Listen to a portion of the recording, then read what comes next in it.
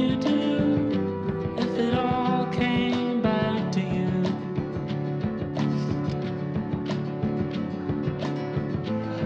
Each crest of each wave, bright as lightning. Yeah, let's try that.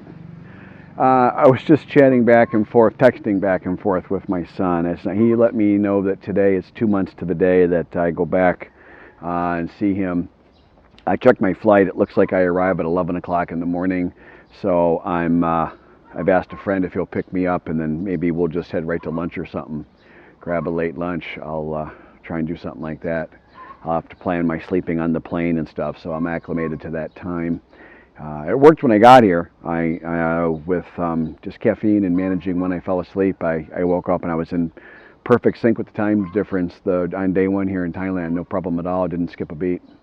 Planning on doing the same thing when I get back. We'll see if I can pull it off or not, but why not? Let's go for 2 for 2.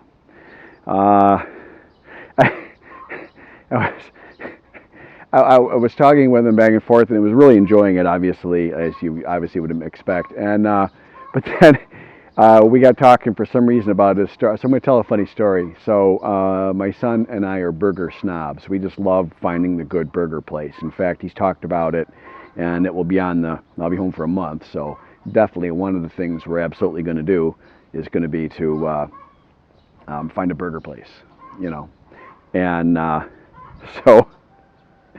There's a law in Michigan. I don't know how widespread it is, but there's a law in Michigan. I've moved my plaster to my shoulder, try and help that while I'm at it. Anyways, there's a law in Michigan that a minor cannot sit at a bar.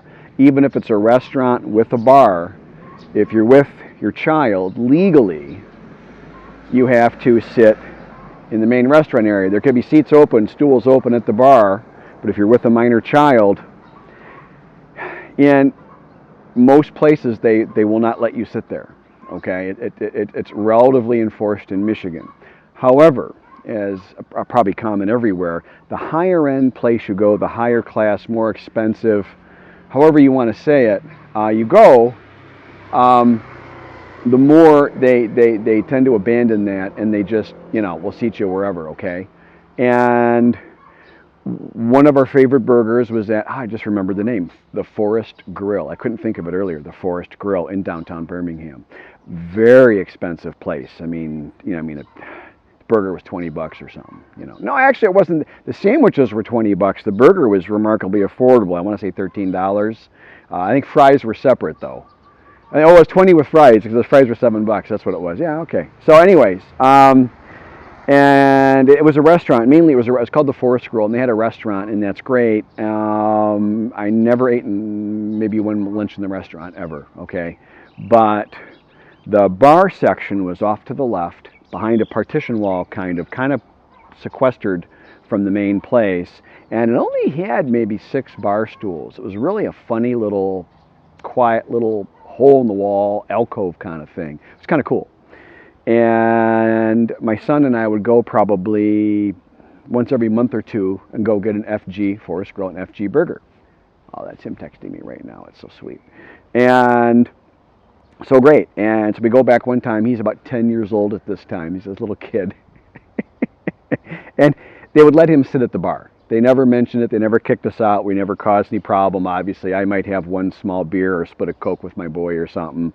And here's this 10-year-old kid. And they only served the burger at the bar. You could not get the burger. It was not on the menu. I don't know how I found out about it even, but I had heard somewhere, somehow, I may have lived in this place my whole life, but eventually it got back to me at some point that there was this really killer burger by this top chef that was at this really expensive restaurant. But he just had this thing for burgers, and so he experimented and made this really good burger. It wasn't on the menu because the restaurant manager wouldn't allow a burger on his menu, but they had to make it at the bar if you went to the bar and asked for it. So that's what we would do every once in a while. So we're doing that, and there's this guy there. But this is also a big single scene. This is like a high-end, look at me, I'm so rich and single, and I'm gonna pick up a lady kind of place, okay? And there's a guy there doing that exact same thing. And there's 2 women at the bar. And there's this guy trying to impress them. You could overhear how he's talking. And Daniel, again, is very intelligent. And he understood the dynamic partly at least of what was going on. He knew that this guy was trying to impress people. That he got that. Okay, I don't know if he knew why or not, but he got part of it. Okay, and anyways, and then so me and Daniel have our burgers. I'm sitting on the far end bar stool at the very end, so I'm by myself, and there's Daniel between me and the other people. There's a couple empty bar stools, the two ladies, and the guy's kind of standing at the corner. The two ladies are sitting at the other end, so 6 stools in a row. I'm at stool 1, the ladies are at 5 and 6, Daniel's at 2, so there's empty stools in the middle, and this guy's standing kind of around the L-shaped bar. It's kind of a J shape, and he was just, there wasn't a stool there, he was just standing there facing the ladies, trying to, you know, talk, smooth talk them, okay? And he looks over at some point, Daniel and I are halfway through our meals, just having a quiet conversation, talking about like Godzilla and, you know, I think we probably went and saw a movie or something, all that kind of stuff. And the guy, you know, says to Daniel, you know, hey, that's a great burger, you know, where'd you get that, or how'd you get that, or something? Because he was looking, you can see he's looking at the menu, and then he looks up and he sees there's no burger, and he sees Daniel's got one. He's like, you know, hey. And Daniel very nonchalantly says to him, he goes, you have to order it off the menu. And the two ladies laughed laughed at the guy. He was like, oh, you know.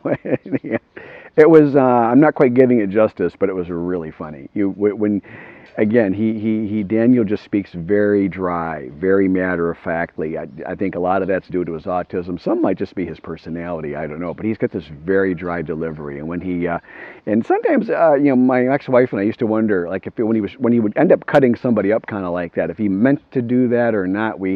We never really could figure out what percentage of that was autism and what percentage of that was Daniel just wanted to cut the legs out from somebody. But yeah, it was a good story. Anyway, just no social value whatsoever. I just wanted to tell that funny story about my son.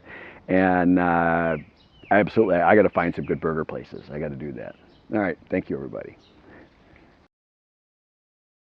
It is insane rain. 3-4 inches of rain in some spots on Fawn Streamer Street. It was like maybe it would rain, maybe it wouldn't rain. To me, I can't gauge the weather here at all. You can see the dirt washing out of the restaurant here. I'm assuming the restaurant's not that tasty because like they hardly ever have any customers. I feel really bad for them. But Thais love to eat, so I mean, if you had a tasty restaurant, you'd probably do well. There's a soup place in town that's really quite good, and they're always busy. You know, there's a really good tea place, and I'm soon at the market, which I'm probably, I don't know, I'm gonna say not going to, but I'd like to go. I like their tea. I've been getting the non-sweetened green-filled tea there. Also, they have soy. You can get soy tofu in it. See a little protein in there too. Probably Arnold approved there, you know. But a little video here of what it kind of can be like with the rain. It's the truck's moving awfully quick. Another issue here is very inexperienced young men driving large trucks, really recklessly. Super common, not infrequently involved in accidents. Really not sure how that works. Keep going slow, that's what I keep telling myself. Alright, that's enough rain content for one day. My name is Rob, and thank you for supporting my YouTube channel. I meant every word I just said with respect.